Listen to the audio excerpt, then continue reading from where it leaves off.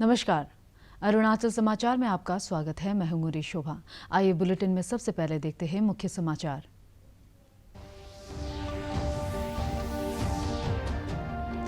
सूचना और प्रसारण मंत्रालय ने मीडिया प्रोडक्शन उद्योगों के लिए मानक संचालन प्रक्रिया जारी की। केंद्रीय मंत्री प्रकाश जावड़ेकर ने कहा कि अंतर्राष्ट्रीय मानकों पर आधारित इन दिशा निर्देशों में न्यूनतम कर्मचारियों का प्रावधान।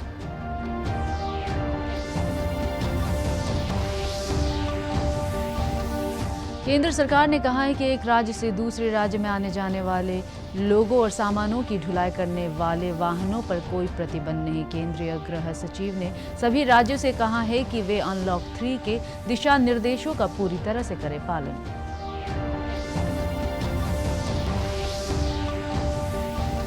ईस्ट सियांग के निगलॉक स्थित सैनिक स्कूल में छात्रों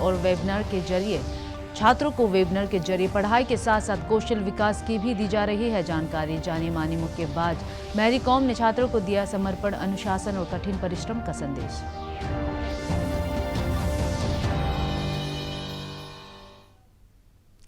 सूचना और प्रसारण मंत्री प्रकाश जावड़ेकर ने आज कोविड महामारी की स्थिति के बीच फिल्म और टेलीविजन कार्यक्रम की शुरुआत करने की मानक संचालन प्रक्रिया (SOP) की घोषणा की। श्री जावड़ेकर ने कहा कि फिल्म और टेलीविजन महत्वपूर्ण उद्योग है जिससे लाखों लोगों का रोजगार जुड़ा है। उन्होंने बताया कि गृह मंत्रालय और स्वास्थ्य मंत्रालय के परामर्श के बाद फिल्म और टेलीविजन उद्योग के लिए मानक संचालन प्रक्रिया जारी की गई है। श्री जावड़ेकर ने बताया कि टेलीविजन कार्यक्रमों और फिल्मों की शूटिंग तथा निर्माण कार्य अब समूचे देश में शुरू किया जा सकता है। उन्होंने कहा कि देश के कई भागों में इस उद्योग को पूरी तरह बंद कर दिया गया था और कुछ राज्यों में आंशिक रूप से शूटिंग की अनुमति दी गई थी, किंतु अब सरकार अंतर्राष्ट्रीय अनुभवों के आधार पर मानक संचालन प्रक्रिया जारी कर रही है। सूचना और प्रसारण मंत्री ने विश्वास व्यक्त किया कि फिल्म और टेलीविजन उद्योग में सभी लोग इसका स्वागत करेंगे। उन्होंने कहा कि यह उद्योग अर्थव्यवस्था का महत्वपूर्ण स्तंभ है जो लाखों लोगों को रोजगार देता है।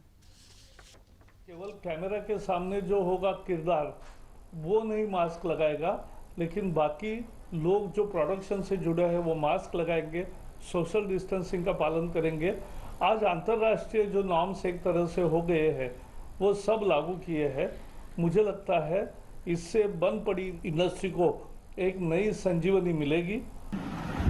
आज जो SOP अनाउंस हुए हैं मीडिया यूनिट्स को लेकर, मुझे लग रहा है कि ये बहुत ही महत्वपूर्ण चीज़ है जो प्रधानमंत्री नरेंद्र मोदी जी के नेतृत्व में ये SOPs अनाउंस किए गए हैं। ये जो भी SOPs हैं हमको इन पे ध्यान रखना पड़ेगा और हमको मिलके करना पड़ेगा कि हम सब इन SOPs को फॉलो करें।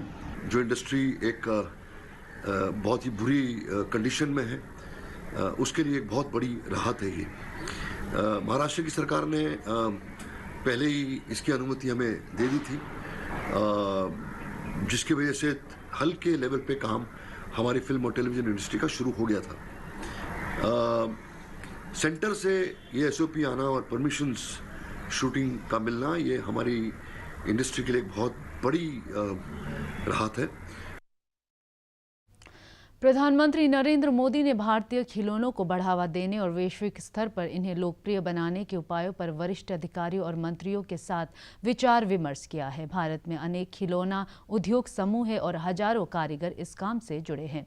उन्होंने कहा कि खिलौने न केवल सांस्कृतिक संपर्क मजबूत करते हैं बल्कि ये बच्चों में भी बिल्कुल आरंभ से जीवन और मानसिक कौशल का विकास करते हैं। श्री मोदी ने कहा कि नवाचारी और रचनात्मक उपायों से इन उद्योग समूहों को बढ़ावा दिया जाना चाहिए। भारतीय खिलौना बाजार के विस्तार की अपार संभावना है और आत्मनिर्भर भारत अभियान के तहत स्थानीय उत्पादों को बढ़ावा देकर इस उद्योगों में क्रांतिकारी बदलाव लाया जा सकता है। प्रधानमंत्री ने कहा कि प्रौद्योगिकी और नवाचार के उपयोग और विश्व मानक के अनुरूप गुणवत्तापूर्ण उत्पादों पर विशेष ध्यान दिया जाना चाहिए। बच्चों के मन को आकार देने में खिलौनों के महत्व का उल्लेख करते हुए श्री मोदी ने कहा कि भारतीय संस्कृति और मूल्यों से जुड़े खिलौनों और आंगनवाड़ी केंद्रों और स्कूलों में शिक्षा के उपकरणों के रूप में उपयोग किया जाना चाहिए। उन्होंने सुझाव दिया कि युवाओं को खिलौनों के ऐसे नवाचारी डिजाइन के बारे में सोचना चाहिए जो बच्चों में राष्ट्रीय उपलब्धियों और गौरव की भावना के प्रसार के उत्कृष्ट माध्यम बन सकते हैं। श्री मोदी ने पर्यटन उद्योग से भी भारतीय संस्कृति को बढ़ावा देने की अपील की, विशेषकर उन क्षेत्रों में पर्यटन को जो हाथ से निर्मित खिलौनों के लिए प्रसिद्ध है। प्रधानमंत्री ने भारतीय मूल्यों को प्रतिबिंबित करने वाले ऑनलाइन गेम सहित खिलौनों प्रौद्योगिकी और डिजाइन में नवाचार के उद्देश्य से युवाओं को और विद्यार्थियों के लिए हैकेथॉन के योजना आयोजन पर जोर दिया। उन्होंने कहा कि भारतीय संस्कृति और लोक कथाओं से प्रेरित खेलों का विकास कर डिजिटल गेम क्षेत्र में अपार संभावनाओं का दोहन किया जाना चाहिए। केंद्र सरकार ने सभी राज्यों से कहा है कि वे एक राज्य से दूसरे राज्य में आने जाने वाले लोगों और सामानों की ढुलाई करने वाले वाहनों पर अपनी तरफ से कोई रोक न लगाए। साथ ही राज्य के अंदर भी एक जगह से दूसरी जगह आने जाने पर कोई रोक नहीं है, इसलिए अनलॉक की इस प्रक्रिया के निर्देश का पालन सुनिश्चित करें। केंद्रीय गृह सचिव अजय भल्ला ने राज्य के मुख्य सचिवों को पत्र लिखकर कहा है कि इस तरह की रिपोर्ट प्राप्त हुई है कि कई राज्यों और जिलों में स्थानीय स्तर पर आवाजाही पर रोक लगा रखी है। केंद्रीय गृह सचिव ने अपने पत्र में अनलॉक 3 के दिशा निर्देशों की ओर ध्यान दिलाते हुए कहा है कि इस तरह के स्थानीय प्रतिबंधों से सामानों की आपूर्ति में बाधा आ रही है, जो अंततः आर्थिक गतिविधियों को प्रभावित करती है और उसका बुरा असर रोजगार पर भी पड़ रहा है। श्री भल्ला ने कहा कि अनलॉक गाइडलाइंस में ये साफ साफ कहा गया है कि राज्य के भीतर और एक राज्य से दूसरे राज्य में आने जाने पर कोई रोक टोक नहीं है। उन्होंने अपने पत्र में कहा है कि किसी भी तरह के अन्य प्रतिबंध आपदा प्रबंधन कानून का उल्लंघन है। देश में पिछले 24 घंटों के दौरान कोविड के 69,239 नए मामले सामने आने के बाद इसका आंकड़ा 30 लाख को पार कर गया है। इस दौरान इस संक्रमण से 912 लोगों की मौत हो गई। इसके साथ ही मरने वालों की संख्या 56,706 हो गई है। देश भर में कुल 30,45,000 कोविड मामलों में 22,80,000 रोगी स्वस्थ हो चुके हैं, जबकि 7,07,668 लोगों का अभी इलाज चल रहा है। भारतीय चिकित्सा अनुसंधान परिषद ICMR के सूत्रों ने बताया कि 8 लाख से अधिक नमूनों की कल जांच की गई। इसके साथ ही देश भर में अब तक कुल 3,52,92,000 नमूनों की जांच की जा चुकी है। राज्य में शुक्रवार को कोविड संक्रमण के 97 और मामले दर्ज किए गए। राज्य के स्वास्थ्य सेवा निदेशालय के अनुसार अरुणाचल प्रदेश में कोविड संक्रमण के सक्रिय मामलों की संख्या बढ़कर 990 हो गई है। पिछले 24 घंटों के दौरान कोविड के 103 और मरीजों को स्वस्थ हो जाने के बाद अस्पतालों से छुट्टी दे दी गई। राज्य में अब तक 2,228 मरीज स्वस्थ हो चुके हैं। राज्य में कोविड-19 से ठीक होने वालों की दर 69% बनी हुई है। शुक्रवार को जिन 11 जिलों से कोविड संक्रमण के नए मामले दर्ज किए गए, उनमें से सबसे ज्यादा 24 मामले तवांग और अपर सुबनसिरी जिले से आए हैं, जबकि ईटानगर राजधानी क्षेत्र से 22 नए मामले दर्ज किए गए। वेस्ट कामेंग जिले से संक्रमण के 16 मामले सामने आए हैं। तवांग से आए 24 मामलों में से 22 पॉजिटिव मामले अर्धसैनिक बलों से जुड़े हुए हैं। राज्य में कोविड जांच के लिए अब तक 1,41,000 से ज्यादा सैंपल लिए जा चुके हैं।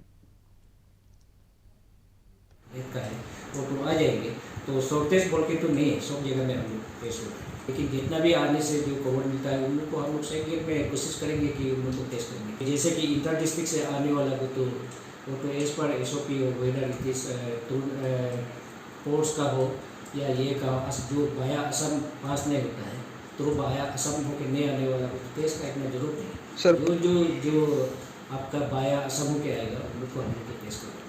पैरामेट्रिक 3 प्रोसेस भी जितना भी दूर से आया है आता है उन लोग को भी हम लोग गेट में एंट्री करके अलाउ कर देता है, अपना फैसिलिटी क्वारंटाइन में रहना है।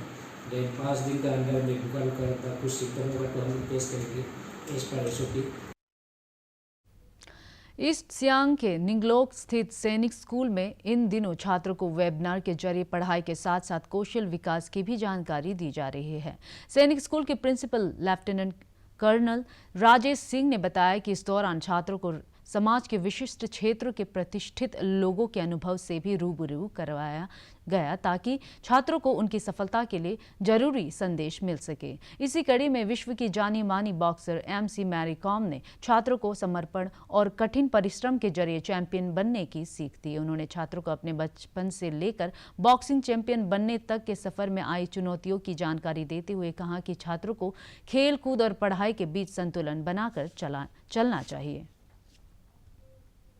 Convince them to fight in the school, convince them in the at home to fight each other, even the brothers also, leaving the brother sister also. हमारे सैनिक स्कूल ईस्ट सियांग में ऑनलाइन क्लासेस को चलते हुए 3 महीने से ज़्यादा हो चुका है।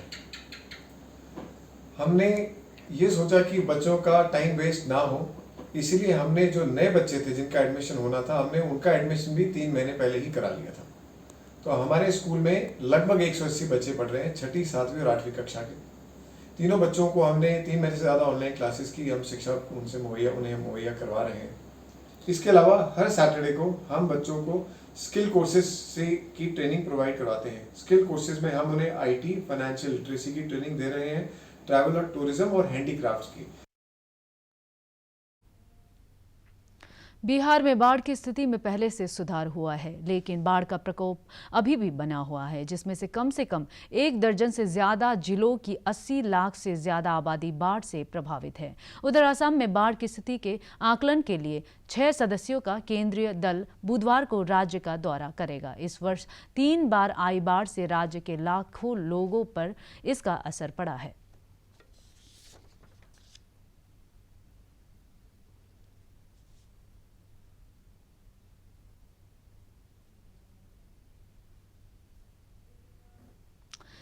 वंदे भारत मिशन में सरकार ने कुछ और नए दिशा निर्देश शामिल किए हैं। इस निर्देश में गैर निर्धारित व्यावसायिक उड़ानों और एयर बबल व्यवस्था के लिए SOP जारी की है। भारत आने के इच्छुक यात्रियों को उस देश में स्थित अपने भारतीय मिशनों के पास पंजीकरण करवाना होगा। एयर बबल व्यवस्था के तहत आने वाले उड़ानों के लिए पंजीकरण अनिवार्य नहीं होगा। एयर बबल समझौता 2 देशों के बीच वायु सेवा को लेकर किया गया है। समझौते के तहत देशों की एयरलाइंस समिति और तय नियमों के आधार पर उड़ान संचालित करवा रही है।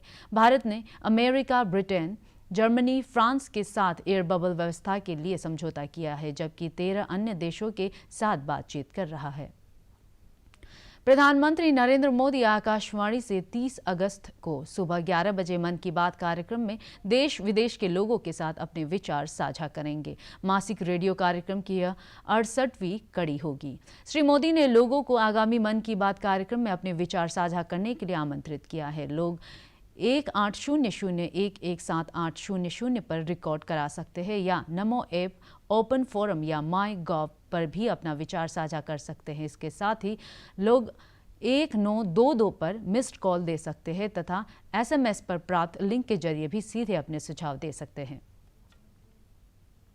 प्रधानमंत्री नरेंद्र मोदी को प्रकृति और वन्य जीवन से प्रेम है और इस ही प्रेम के कारण PM ने अपनी एक कविता एक वीडियो के साथ इंस्टाग्राम पर पोस्ट की है, जिसमें प्रधानमंत्री का प्रकृति प्रेम देखा जा सकता है। पेश है एक झलक।